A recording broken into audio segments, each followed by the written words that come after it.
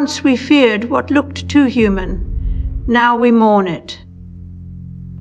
The uncanny valley has been bridged not by evolution, but by designs. As artificial intelligence mimics everything from the trembling of a voice to the hesitation in handwriting. We no longer demand authenticity. We pay for its simulation. Deepfakes of historical figures speak with convincing emotion, while AI-generated letters mimic the scrawl of dead poets. The line between what is and was blurs until past becomes product, memory a marketable texture. Even context is no longer sacred. AI doesn't just replicate content. It fabricates origin stories, mimicking not only style, but the entire history behind an idea or artifact. A speech sounds like Martin Luther King, a painting emulates Van Gogh's brushstroke logic, and a handwritten journal entry appears to come from a 1920s diarist. These systems don't just trick us into believing something is real. They make us mourn for the loss of the real by simulating its emotional weight.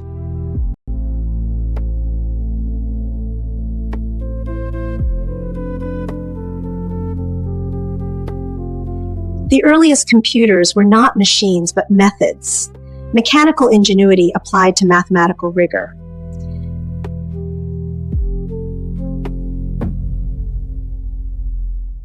Roland Barthes saw in photography a kind of haunting truth, that could not be argued with, only experienced. But when deepfakes and AI generated images make anything possible, even the punctum, that little wound of meaning, the detail that pierces us, becomes fakeable.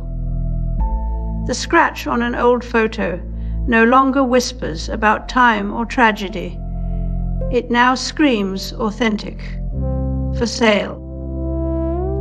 The commodification of imperfection turns Barthes' punctum into a marketing tool. A grainy texture, a faded labels. These are no longer signs of memory or decay, but aesthetic choices.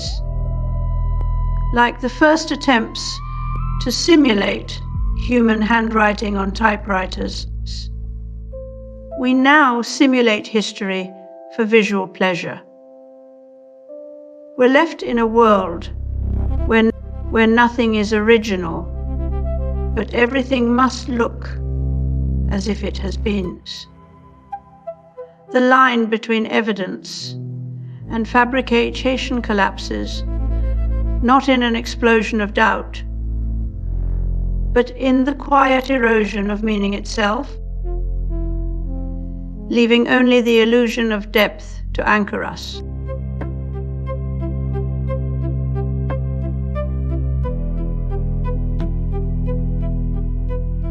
We have a new human being, and that's Chris Potter of Memetics Corporation, a new synthesizer, the Yamaha DX100, and a new computer, the Commodore Amiga.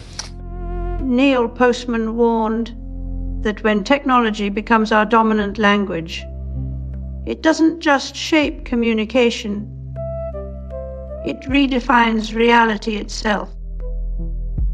In his book, Technopoly, he wrote about how we let the tools of the present rewrite the meaning of truth and memory.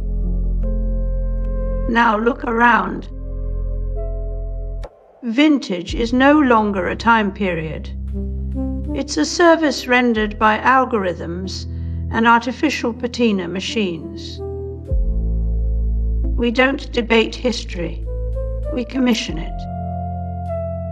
After that, we see how nostalgia has been transformed from a personal longing into an industrial aesthetic.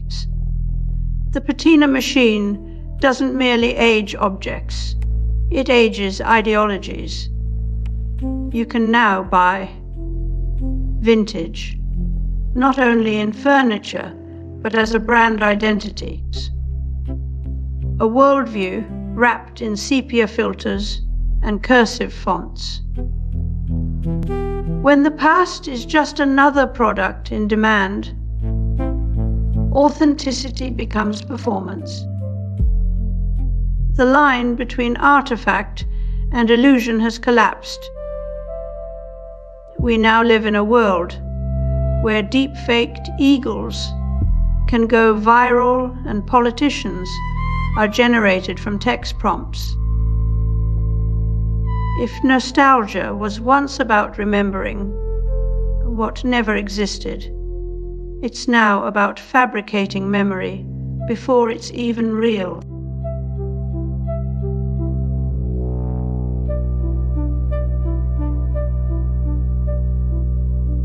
So what I actually can show you today is a program we call Simply Music. What I'm looking at on the screen here is a list of albums. We used to think authenticity was a mark you could read on an object. Weathered wood, ink, stained pages. But when detection algorithms become sophisticated enough to catch fake cracks, and AI can replicate the human voice down to a stutter, something strange happens. We begin treating science like substance. The arms race between forgery detection and forgery generation shows that authenticity is no longer a binary state, but a performance. It's not about truth anymore. It's about convincing enough noise. Our institutions and algorithms now rely on faked imperfections to appear human. Not too much, but just enough. This creates a reverse uncanny valley, where systems deliberately avoid being too perfect to mimic the quirks of natural language or expression. We're told this makes them trustworthy. Ironic given, we're already conditioned to distrust everything. The illusion is that these flaws are signs of life, when in reality they're coded gestures designed specifically for our approval. We trust the signs of authenticity more than the thing itself. The result is not just that truth becomes unverifiable, but that our desire for it becomes performative as well. We spoof authenticity to gain trust, then spoof our suspicion to seem discerning. Every step forward only deepens the illusion. In this game, there are no winners, only those who know how to play and those who don't yet realize they're playing at all.